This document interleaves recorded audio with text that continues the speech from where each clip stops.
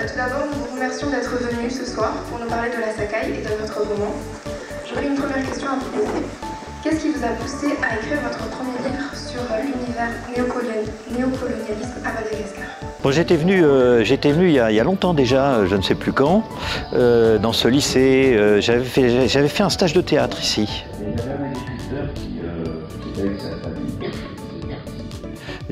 C'est important pour moi de faire une présence. Je vais aussi aller à l'île Maurice, etc. Donc je fais une grosse promo à l'île de la Réunion, évidemment. Mais une grosse promo pour moi, pour Madagascar, comme je disais, c'est important pour moi. Je sais pas, j'ai quelque chose... Comme je vous disais, j'ai de la famille malgache, etc. Et Madagascar a toujours représenté quelque chose dans notre famille.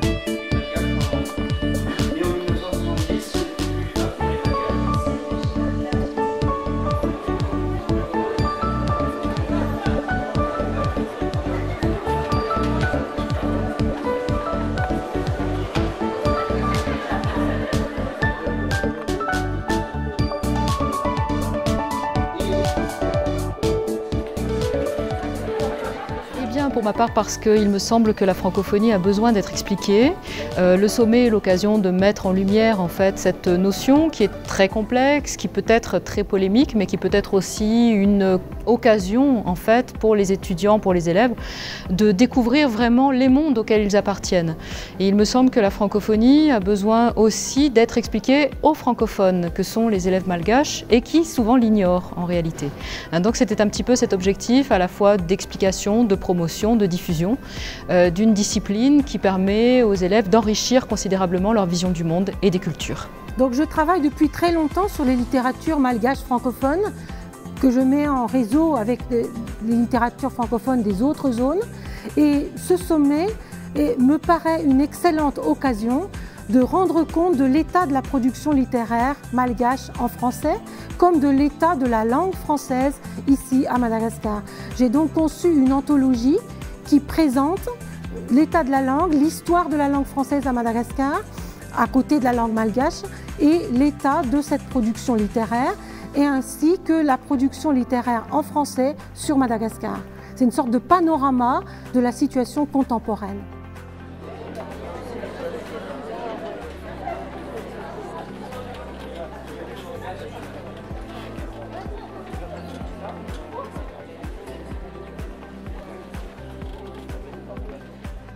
Je participe à cet événement tout simplement parce qu'on m'a invité.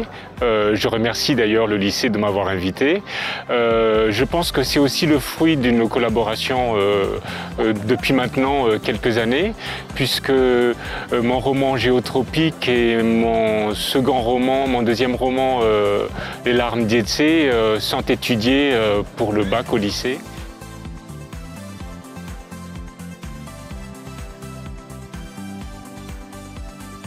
Bien, moi je suis là parce que j'aime beaucoup la littérature française et tous mes romans je les ai écrits en langue française, même si ma langue maternelle est la langue créole. Je me retrouve tout à fait très bien dans la francophonie qui pour moi c'est le dialogue des langues et des cultures. Et donc ici, ce qui m'a beaucoup intéressé, c'est déjà hier de pouvoir faire un atelier d'écriture avec de jeunes malgaches et donc transmettre un message, pas forcément un héritage, mais une motivation, une passion pour l'écriture et ça a donné de très bons résultats hier. C'est un message que les jeunes comprennent très bien. Ils sont exigeants avec eux-mêmes, avec leur écriture et là je pense que d'ici quelques années, il y aura d'autres écrivains malgaches ici à Madagascar.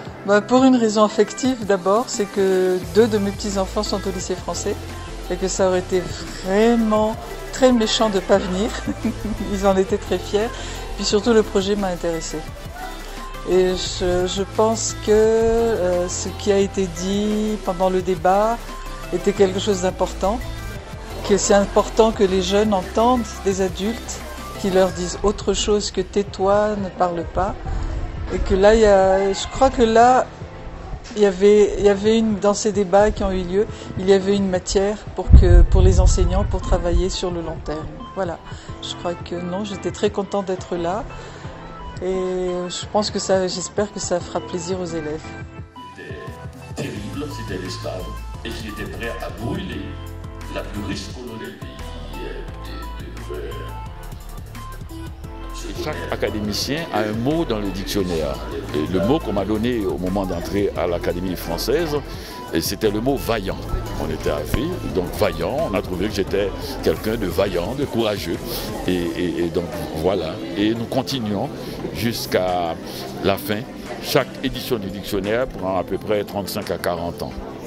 Oui, c'est mon premier séjour à Madagascar. Je suis arrivé hier soir très tard, vers 2 h du matin.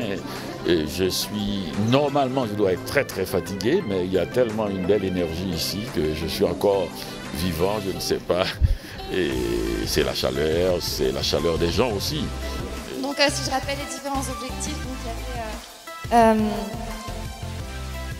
Abdra, oui c'est ça. C'est apporter un soutien technique dans les domaines de pisciculture, bien permettre la sensibilisation de l'environnement avec les œuvres culturelles, aussi rendre compatible le développement économique et la préservation de l'environnement. Donc tout ça c'est très flou, mais en fait concrètement on veut juste par exemple des petites actions, par exemple si vous venez au marché de Noël, prendre notre stand, acheter des produits bio, enfin, c'est très simple, mais voilà c'est des petits trucs pour se bouger les fesses.